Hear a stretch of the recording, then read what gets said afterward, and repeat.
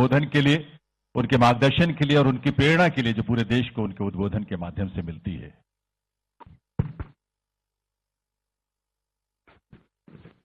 मेरे साथ बोलिए, भारत माता की।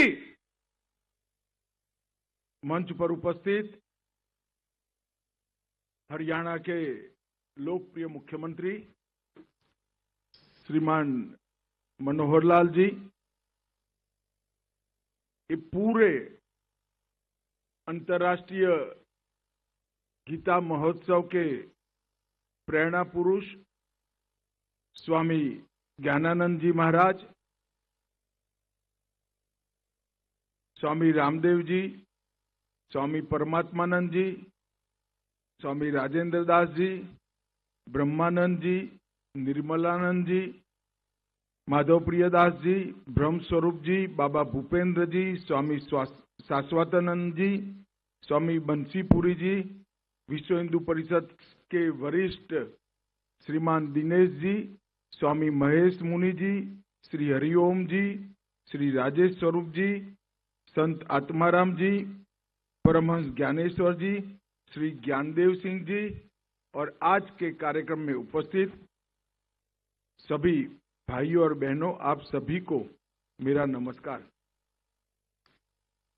जब मैं कार्यक्रम के लिए तिथि तय की, जब मैं आज संत सम्मेलन में संतों को सुनने के लिए आया था, परंतु आज सुबह मौसम बिगड़ गया, आने में देरी हो गई और क्रम उल्टा हो गया। संतों में से 2-3 महात्माओं ने टोकन बोला और मुझे भाषण करने के लिए खड़ा कर दिया। खैर, सबका जो निर्णय है मेरे आंख माथों पर है। मित्रों, आज हम कुरुक्षेत्र की पवित्र भूमि पर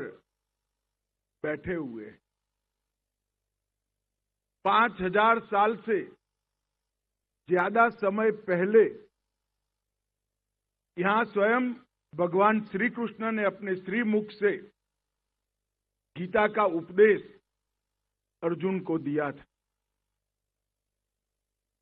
और आज देश आजाद होने के बाद 75 साल में ज्ञानानंद जी जैसे अनेक संत महात्माओं ने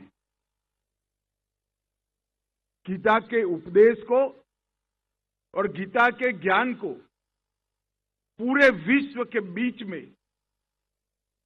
पुनर्स्थापित करने का काम किया है। मैं कई लोगों को मिला हूं, दुनिया भर के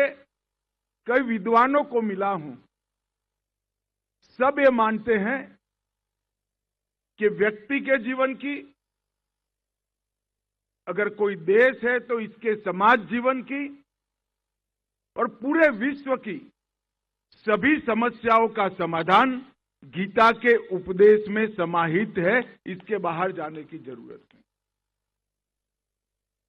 कुछ विद्वान लोगों ने, कुछ रक्षा क्षेत्र से जुड़े हुए लोगों ने यह भी कहा कि अगर गीता का उपदेश, गीता का ज्ञान हर जगह पे हम फैलाने में सफल हो, इसकी स्वीकृति हो, तो विश्व में कभी युद्ध नहीं हो सकता। उस सज्जन को मैंने तुरंत कहा कि आपको शायद मालूम नहीं है, पूरे विश्व में युद्ध समाप्त करने की कुंजी आप जिस ज्ञान को बता रहे हो, वो ज्ञान किसी को युद्ध के लिए प्रेरित करने के लिए दिया गया ज्ञान है। ये आपको मालूम नहीं होगा। भगवान श्री कृष्ण ने अर्जुन को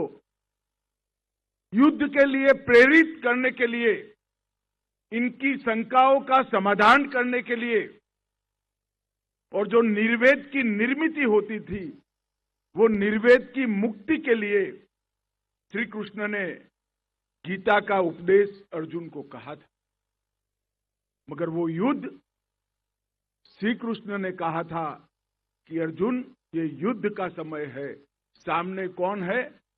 वो नहीं देख सकते हो, तेरा धर्म है कि तुम युद्ध करो, मगर वो युद्ध खुद के लिए नहीं, वो युद्ध समग्र पृथ्वी पर धर्म के स्थापन के लिए था, अनेक जीवों के कल्याण के लिए। और यही ज्ञान को आज मैं बड़े सम्मान के साथ ज्ञानानंद जी महाराज को कहना चाहता हूं कि एक व्यक्ति गीता को